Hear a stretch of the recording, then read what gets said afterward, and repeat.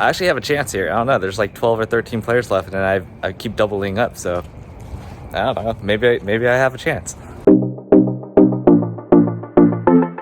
What's going on, guys? Today we've got a crazy episode. We're going to be playing an 1100 at Graton in the Bay Area, and then we're going to be going from the Bay to LA and playing in the WSOP circuit main event at the Bicycle in Los Angeles tomorrow.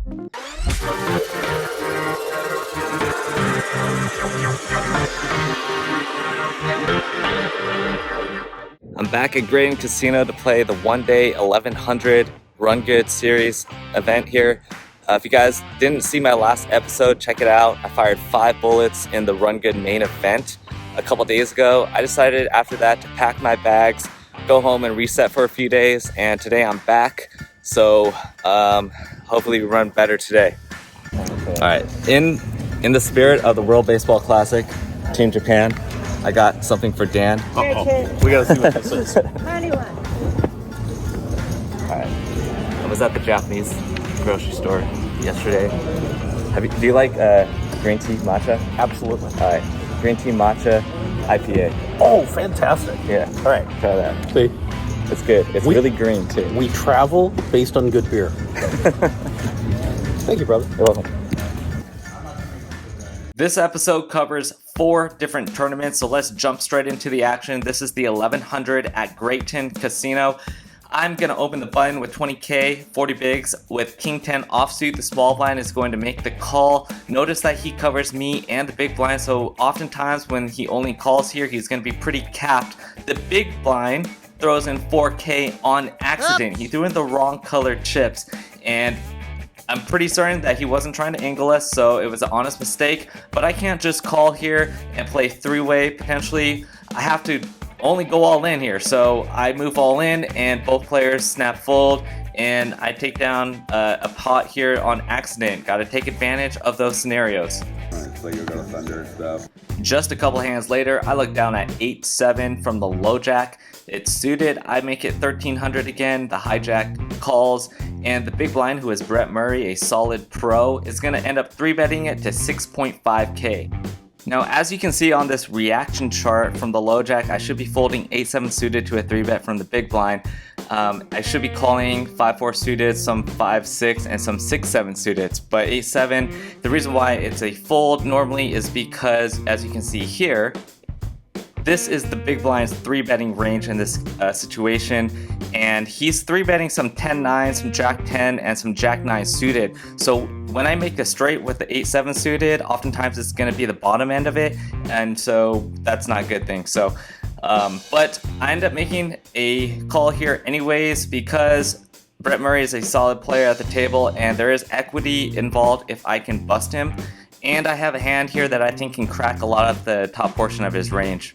The hijack calls as well. The flop comes out king high, we're 3-way, and the flop is going to check around. Now, Brett in the big blind could be checking his ace kings here. He could also have jacks or queens, but overall, he is supposed to check out of position, especially in a 3-way pot, even when he 3-bets pre-flop a lot. So we can't rule out ace king yet. The turn gives me an open-ended straight draw. It does put 3 hearts out there though. Brett in the big blind checks again, so I can pretty much safely remove all his ace kings, pocket aces, and pocket king type hands.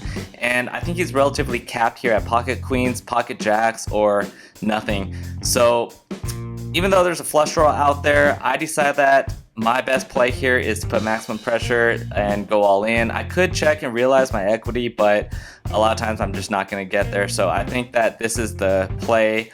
And if you put yourself in the big blind's position here, all he's really beating now is a bluff, which, I mean, that's what I have. But he ends up folding. He tells me he had pocket queens later on. I believe it. And I take down this pot. I'm up to 65k at 1k big blind, and Jeff Lennon is going to open under the gun +1 here to 2.4k. I'm going to defend the big blind with 9-8 suited, pretty standard. I flop a gutter, straight draw, a 7 would give me a straight. I check it to him. He's going to put in a continuation bet, a downsized bet of 1.6k, which is about 25% here. This board does not hit his range very well. He does have all the overpairs in his nut range, but overall I think that I have a slight nut advantage here, and anytime we have the nut advantage, we want to put in some check raises.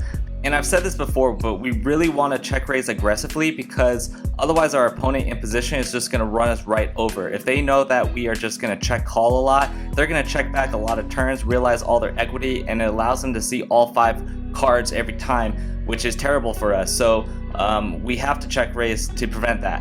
He ends up calling the 4.5k check raise. We see a Queen of Hearts on the turn card. I'm going to continue barreling because now I pick up a double gutter straight draw here. Now a 7 or a jack would give me a straight. The queen is good for his range, but we're putting in a pretty convincing story here. It's a pretty large bet. It's very hard for him to raise us here, and we still have outs if we're behind. He lays it down though, and we win another pot on a bluff. We've now worked our way into the grindy levels here, and I am down to 10 bigs. I'm gonna open jam here from the small blind with pocket deuces, and let's just listen in. It's kind of funny. 25. 30. Let's peel together. Are we allowed to peel together here? Of course you are. Yeah? It's What are you encouraged. doing here? It's encouraged. Oh, you have so many outs. You have so many outs. Oh, suited. You have so many outs. The 3 was actually scary. Three. The 3 was actually scary.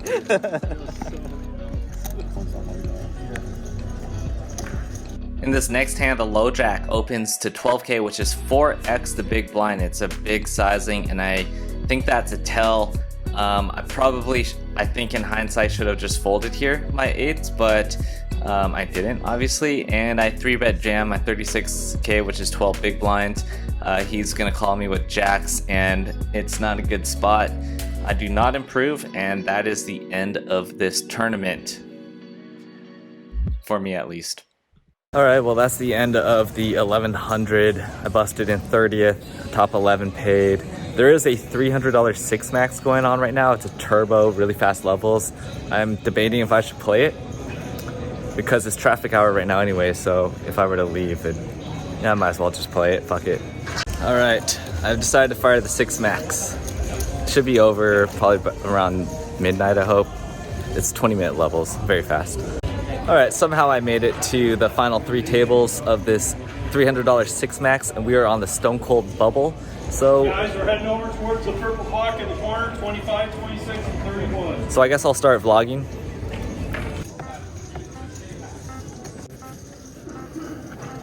Of course I would get dealt pocket jacks under the gun on the Stone Cold Bubble.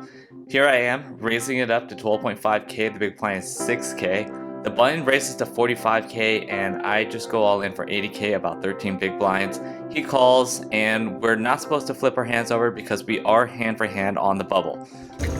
Forgot. Yeah, you? Are we flipping? You do? Okay, that makes me feel okay. It just gives other things. All in on the Stone Cold Bubble. We're just waiting to flip our hands over. Does it have paint? Yeah. The tournament director says we can turn over our hands. He has pocket 10s.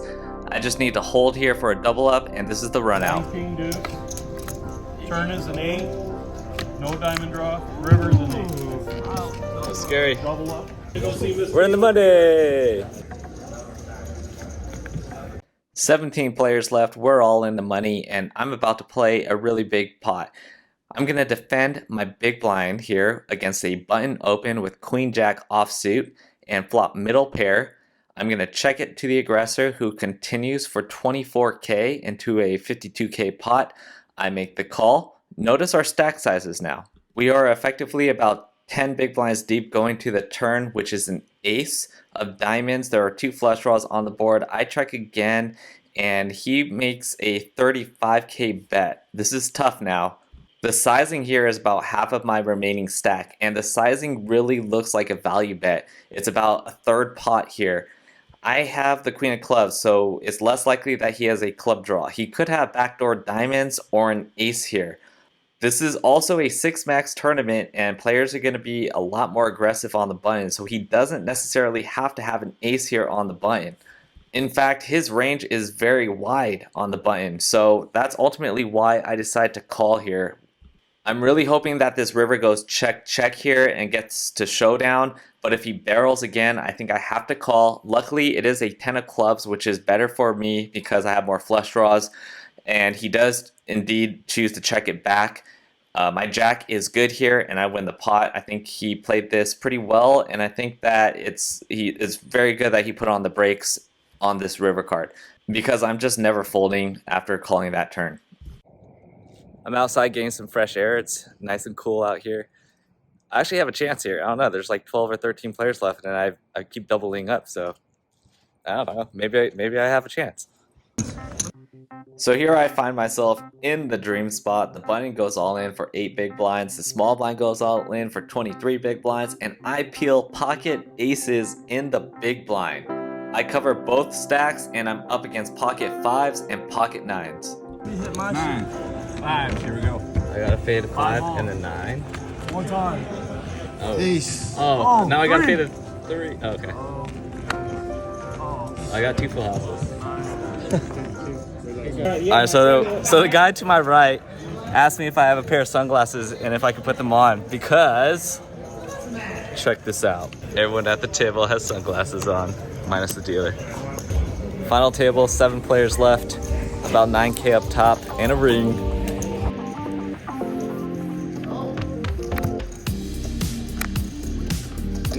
That makes a difference. Oh yeah. Tell us where you change it. It's a flip, it's a flip.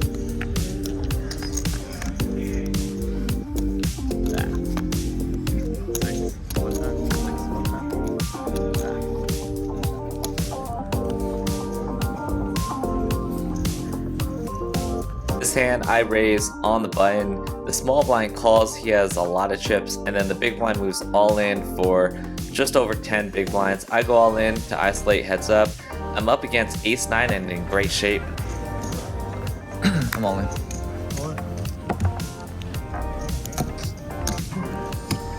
You have a flush draw though. Queen 5 of spades. See, that's 9 and the hearts. Ah, shit. Damn. I would have busted him. That last hand was crucial because if my hand holds, I'm heads up for the ring with almost even stacks against the chip leader, who I think I have a pretty good edge against.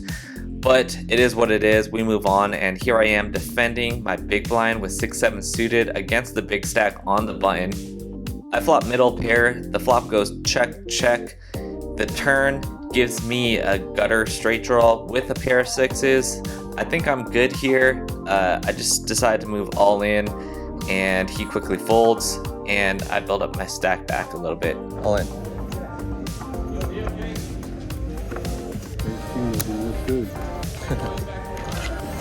Alright, we're 3-handed. I lost a big pot, ace queen versus ace 9. As you guys saw, that one hurt. I have not really recovered yet. I'm 3rd in chips right now. Alright, so what we ended up doing is we agreed on a chop because the chip leader had like... 1.4. What percentage of the chips was that? He had like all the chips. And then me and the other guy, we were exactly even. So if we did a chop, first place was willing to forfeit a decent amount. So basically I'm getting 2nd place money. It's a good chop. And it's good because I can get a few hours of sleep because I have an early flight to LA to play the bicycle main event tomorrow. Winner circle right here, guys. Hey, what's up? Man? Let's go. All right, guys. 2nd place money comes out to a little bit over 5,500. I was in for 5,400 in buy-ins for this series after the 4K main event and the 1,100 today and then the 300 today. So that's a $100 profit. Yeah, that's cool. I wasn't even supposed to play that tournament, but that's usually the ones that I run good in for some reason. It's stupid. So now I'm gonna go back to El Cerrito, get a few hours of sleep, and then go to the airport tomorrow morning, and we're flying to LA for the WSOP main event at the Bicycle Casino. It's non-stop. Alright, good morning guys. Got to the airport on time. Flight is on time. Should be able to register for the tournament on time, so everything's looking good.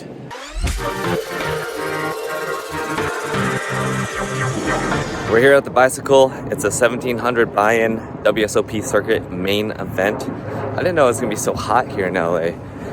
This is the last starting flight to bag. I skipped yesterday because I was in Northern California playing at the Graton Run Good tournament, so this is our only chance to bag up this one. Gotta do it today. I ended up getting a very unlucky table draw, literally the worst table draw in the entire room. A lot of good players here. Almost every single pot was 3-bet or 4-bet and a few 5-bets. Here I am with ace queen. The cutoff is already 3-bet in front of me. I'm just gonna 4-bet here and he puts it all in. I call off and we're up against ace king. He flops a king and I'm dead on the turn. This year with 30 big plus and 20 big. A few hands later, I 3-bet jam about 20 big blinds with pocket sevens against an early open, and she calls. I'm up against pocket jacks. I do flop a backdoor straight draw and then turn the gutter straight draw. I need an 8 on the river, but I don't get there, so it's on to bullet number 2. Alright, we're on to fire bullet number 2 now. I've already missed a couple of flops here on bullet number 2, so I'm down to 20k. The big blind is 800. I open under the gun with ace jack offsuit. The cutoff 3 bets to 4.8k and I make the call. Now, this could be a call or a fold, and I think against this player, because this player is a aggressive and experienced player that I played with a lot, I think I would lean towards folding. So maybe this is a mistake here. The reason why is because I don't want to have to play out of position against a pretty solid player. But I made the call and I flop middle pair on a very coordinated board here. He bet 6k, and as played here, I think I have to see one more card. Earlier in the episode, I said that I like to check raise aggressively on the flop because oftentimes they'll check back the turn and realize all equity of all 5 cards. This is a spot where I actually want him to check back because I want to get to showdown here. But he does not let me get to showdown. He puts me all in on the turn, and he could have ace king with a diamond here, but I'm not allowed to rebuy again, so I fold. That last hand was really painful. I really think that's the reason why I really like folding pre-flop there. But here we are now with ace jack. Actually, weird, it's the same 2 cards, same suit and everything. I have 10 big blinds. I'm all in now in the cutoff, and the button goes in the tank for a pretty long time and then finally calls off with pocket 4s. He also had 10 big blinds. I think he had me covered by like half a big blind.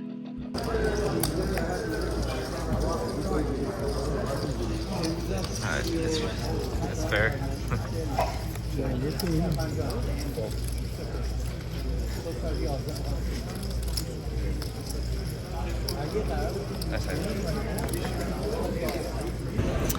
I ended up busting my 2 bullets quicker than expected before the dinner break, so I'm just gonna take the rest of the night off and catch up on some sleep, and then tomorrow I'll fire the 2200 as planned.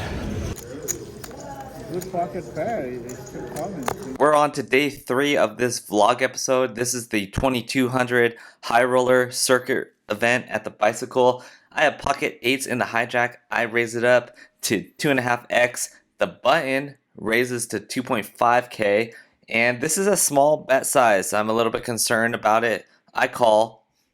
I check the 9 high flop. He puts in a continuation bet of 2k into 6k. I make the call. I could check raise on this board. And remember, I've said this now 3 times, I think, in this episode, that we want to check raise flops aggressively to avoid letting them see a free river card.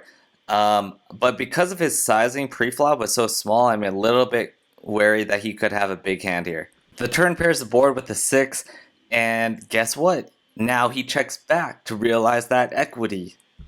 It's a jack of spades on the river. I check, and now he bets 7K into 10K, 70% pot size bet. And I'm thinking, damn it, he has ace jack. But maybe he doesn't, and so I call. And of course, he has ace jack. This one's a fun one. I open the cutoff with 5-4 suited. This hand's against my friend Luke. He calls from the button. And then the big blind also calls. So we are going 3-way to a jack 8-6 flop. I flop a gutter straight draw. A 7 would give me a straight. I think if we were heads up, I could continuation bet this. But because we're 3-way and also because this flop kind of smashes the big blind's range, I feel like, I decide to just check this and hope that it checks around. But Luke bets 2.5K on the button. The big blind folds. So I call. This is a really good turn card for me because now I'm open-ended. A deuce or a 7 would give me a straight, and my hand is pretty well disguised. The button bets 5.5K, and it's close. This is a close one, but because of my implied odds, I feel like I can get called by king jack, ace jack, and maybe some queen jack hands here. So I decided it's worth it. Plus my hand, again, is so well disguised here. So I call. I river the nuts here, and now I have a decision to make. I have about 16K. I have to ask myself what hands are going to go for 3 streets of value here. Maybe ace jack or king jack on this board because the board is pretty dry, and I think those hands could get 3 streets of value. But if he has a hand like queen jack or jack 10, is he going to barrel it again? If I go all in here, will ace jack or king jack call me? Most of the time I think so. Unfortunately, Luke's just a nit and he folds. I'm not sure what he folded. He said he had a jack. I don't know what his kicker is, but yeah, I mean, my hand does look pretty strong here though. The deuce obviously doesn't help my range. Well, actually it did, but it's not supposed to. So I do have a lot of sets here, and that's probably why he folded. But in hindsight, I like going all in here because I'm just not 100% sure that he's going to bet again on the river, and there are, I think, enough hands that will call me.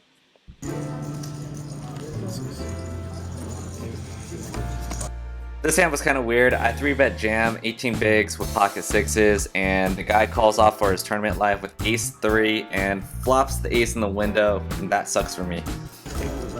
Yeah, we're breaking out. 35. So that hand leaves me with crumbs, about 9 big blinds to be exact, 8 or 9 actually, I'm not sure. And I'm in the big blind. Under the gun is gonna open here, and I'm just gonna move all in here with queen jack. I could have just called and seen a flop, but the thing is that the table's breaking after this hand, and I just don't know where I'm gonna be seated at. I could be put back in the big blind again and have to play the ante again. I could be put under the gun. I don't know. I think that was a big part of my decision here to just get it in here with 8 big blinds. And I'm up against king 10, and I don't improve. Luke makes trips, and that sends me home packing. Let's look at all in. Jeez. I haven't even had a sweat. I could not win a single all-in today, and none of my all-ins were even a sweat. So I'm done with LA. See you guys later.